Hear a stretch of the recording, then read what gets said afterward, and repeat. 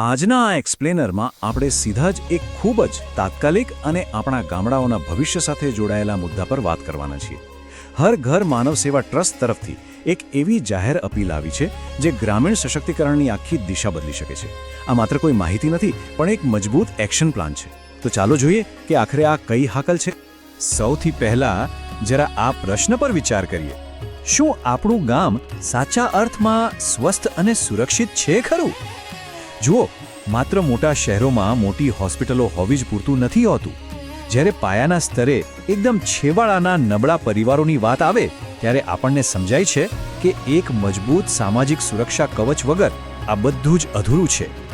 તો આ સમાજ સેવાની આટલી બધી તાતી જરૂરિયાત ઊભી કેમ થઈ છે તે સમજીએ. સીધી વાત છે, જેમ જેમ સમુદાયોમાં વડીલોની સંખ્યા વધે છે અને તબીબી જરૂરિયાતો વધતી જાય છે, તેમ એક માળખાગત સહાયની માંગ પણ સતત ઊભી થાય છે.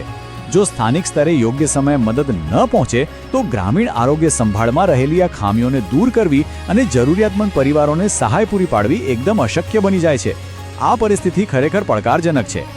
હવે રાષ્ટ્રીય માર્ગદર્શિકાઓનું આ લક્ષ્ય જુઓ.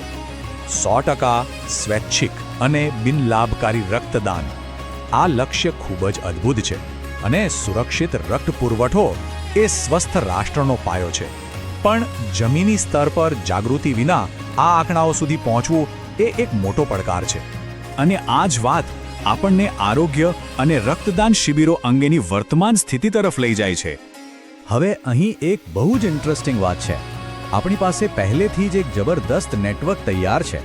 ગુજરાતમાં civil hospital, help voluntary blood bank અને પ્રથમા બ્લડ સેન્ટર જેવી સંસ્થાઓ સાથેનું આખું એક વ્યાપક માળખું ધમધમી રહ્યું છે. સિસ્ટમ બિલકુલ સજ્જ છે. બસ રાહ જોવાઈ રહી છે તો માત્ર સ્થાનિક સમુદાયોના જોડાણની. અને આ જ ગેપ પૂરવામાં સ્વૈચ્છિક સંસ્થાઓની ભૂમિકા ખૂબ જ મોટી બની જાય છે. જુઓ, માનવ સેવા ટ્રસ્ટ અને ગુજરાત રાજ્ય ગ્રામ વિકાસ સમિતિ જેવા સંગઠનોએ તો મોટા પાયે ગ્રામીણ વિકાસની બ્લુપ્રિન્ટ તૈયાર જ રાખી છે. વરિષ્ઠ નાગરિકો માટે mobile Medicare units, physiotherapy centres, digital શિક્ષણ, સ્વચ્છતા પ્રોજેક્ટ્સ, આ બધું જ ચાલી રહ્યું છે. ફંડિંગ પણ છે અને યોજનાઓ પણ. પણ અસલી સમસ્યા અહીં આવે છે.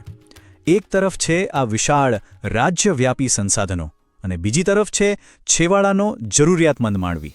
આ બે વચ્ચે બહુ મોટો તફાવત છે. આટલી બધી સુવિધાઓને ખરેખર જેમને જરૂર છે તેમના સુધી પહોંચાડવી કઈ રીતે? અહીં જ આખું અમલીકરણ અટકી પડે છે. જાણે કે મોટો ડેમ તો ભરેલો છે, પણ ઘરે પાણી પહોંચાડવા માટે પાઇપલાઇન જ નથી. અને આ જ પાઇપલાઇન એટલે આપણા ગામડાઓમાં વોલેન્ટિયરની તાતી જરૂરિયાત. સિસ્ટમ ગમે તેટલી સારી હોય, પણ જમીન પર કામ કરવા માટે હાથ તો જોઈએ જ ને. સ્થાનિક સંયોજક વિના કોઈ પણ સંસ્થા અંધારામાં તીર મારવા જેવું જ કામ કરે છે. અને એટલે જ હર ઘર માનવ સેવા ટ્રસ્ટ ગુજરાતના તમામ ગામોના સેવાભાવી યુવાનો અને વડીલોને હૃદયપૂર્વક વિનંતી કરે છે કે તેઓ આગળ આવે અને પોતાના ગામના પ્રતિનિધિ બને. કારણ કે સાચા લાભાર્થીઓ સુધી પહોંચવા માટે સક્રિય નાગરિકોનું હોવું અત્યંત જરૂરી છે. તો હવે પ્રશ્ન એ થાય કે આ વોલન્ટિયર તરીકેની મુખ્ય જવાબદારીઓ શું હશે? ચાલો જોઈએ. આના 4 બહુ સરળ અને સ્પષ્ટ પગલાં છે.